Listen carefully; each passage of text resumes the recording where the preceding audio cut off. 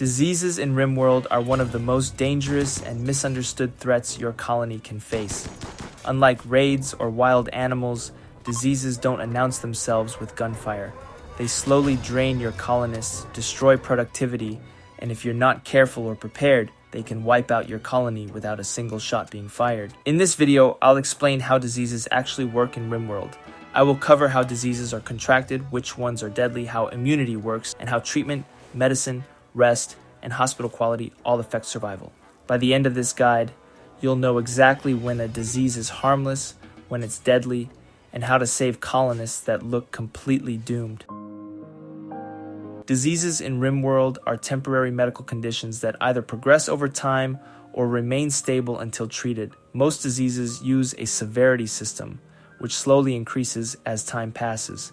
As severity rises, symptoms become worse, affecting pain, consciousness, movement, manipulation, and eventually causing death if severity reaches 100%. Most fatal diseases are a race between severity and immunity.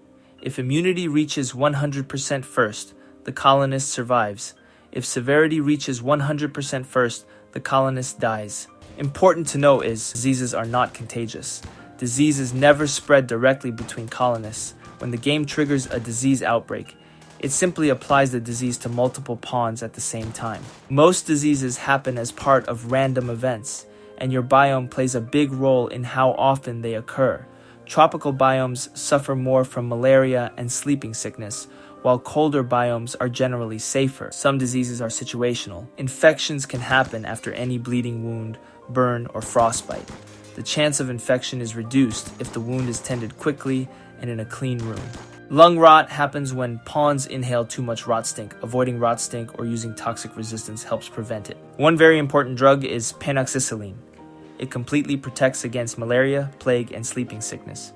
The disease event still triggers, but your colonists won't actually get sick. Infections occur whenever a colonist gets an open wound, whether it's a scratch, bite, or serious injury. If left untreated, an infection can kill a pawn in just over a day, and early symptoms are often mild, tricking new players into underestimating the danger. Each infection is tracked individually so a single colonist can suffer from multiple infections at once. Immunity builds over time, but if the infection progresses faster than your pawn can fight it, death is inevitable. Treat wounds immediately, keep your medical areas clean, and use high-quality medicine. In extreme cases, amputation of the infected limb can save a life.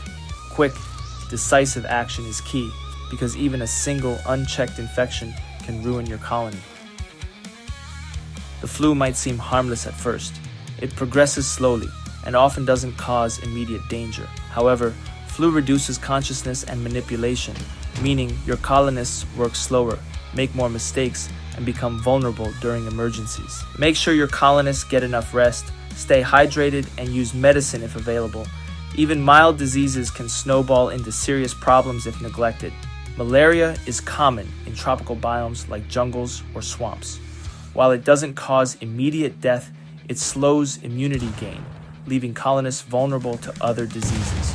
Without treatment and rest, malaria can spiral out of control and kill a pawn in 2 to 3 days. Use medicine immediately, monitor your colonists' immunity closely, and prioritize rest.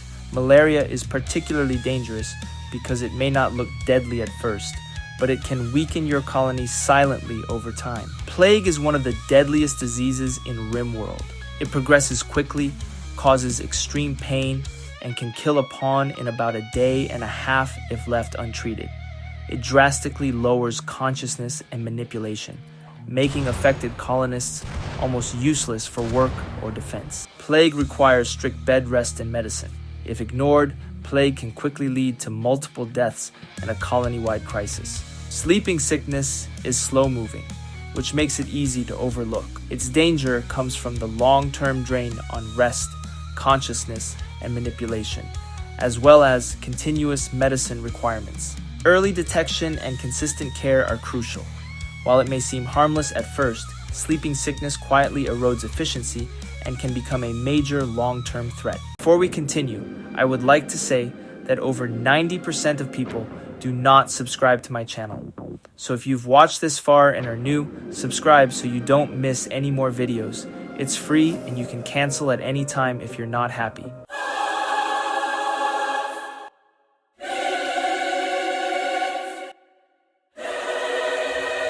Not all diseases in RimWorld are instantly deadly.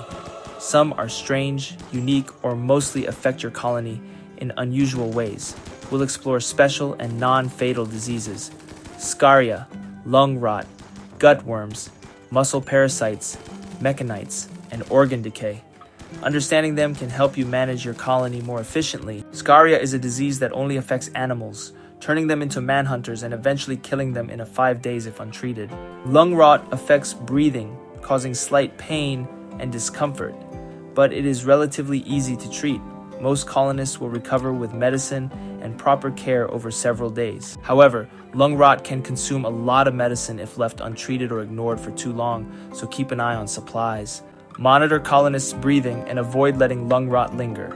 Even though it's not immediately fatal, untreated cases can slow your colony and drain resources. Gut worms and muscle parasites don't progress like typical diseases. Instead, they require 300% total 10 quality to cure. This means you need multiple high-quality treatments to completely remove them. Medicine accelerates the healing process, but bed rest alone will not cure these conditions.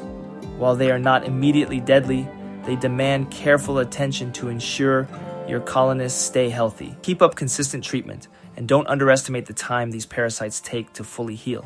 Ignoring them can slowly reduce colonists' efficiency over time.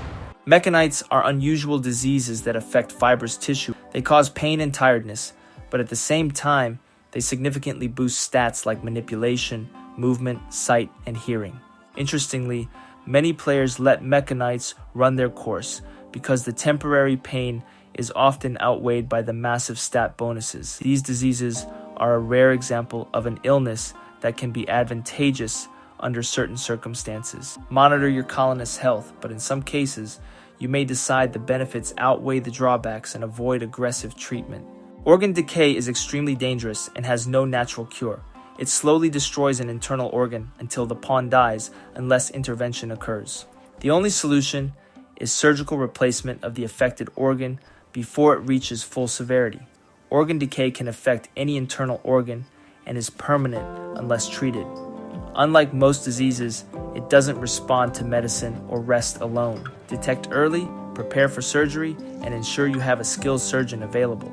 Organ decay is rare, but extremely serious and can strike at any time, making vigilance essential. Well, now you know that surviving diseases in RimWorld comes down to preparation and fast decisions. A skilled doctor, proper medicine, and healthy blood filtration organs, especially the kidneys and liver, are critical to survival. That bonus immunity gain speed can truly mean the difference between life and death. Thank you for your attention. For more videos, write me your opinion about this video, and good night.